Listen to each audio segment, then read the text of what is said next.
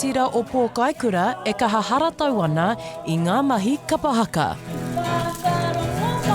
Heoi, he haere ngā motu hake e haere ake nei mā tēnei kapa no Ngāi Tahu.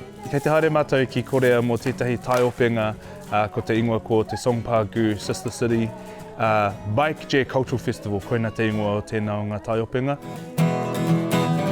Nā te kaunihera o Ōtautahi i tukuna te karanga ki tēnei kapa, kia peka atu ki Songpa kei Korea hei mahi haka ki te hui Ahurei o Hansung Baekje. E ki ana a Tea Hunt, e whakanui ana te tira i ngā hononga o ngā taone o Ōtautahi me Songpa hei sister city.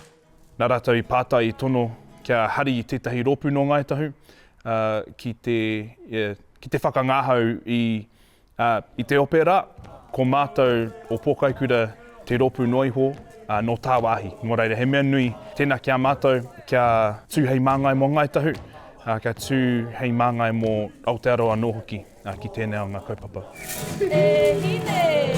He tuatahitanga tēnei mā Apronia Arahanga ki te haere ki Korea me tana hikaka ki te tū Ngātahi me tōna whānau kua roa nei e mahi haka ana.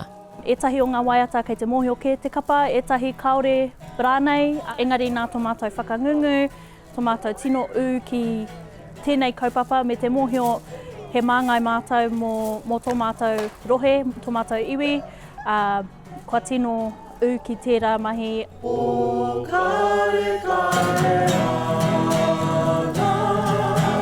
Me te kawea mai tētahi waiata hoki, hei whakahihiko i te ngākau o ngā tangata no Korea, ko pōkare ana.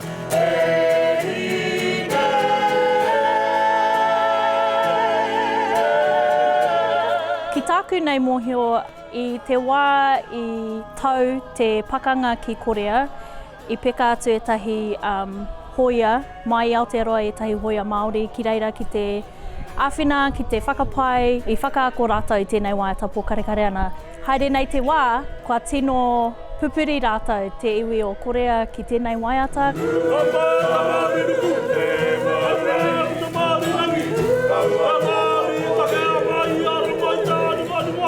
Hei te rangi nei e haere tahi ana te tira o Pokaikura ki Korea, hei whakatairanga i ngā mahi haka ki te ao.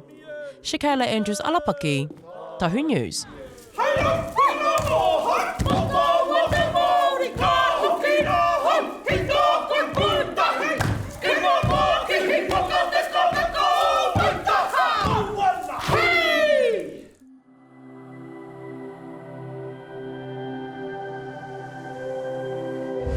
Ko te reo, te take.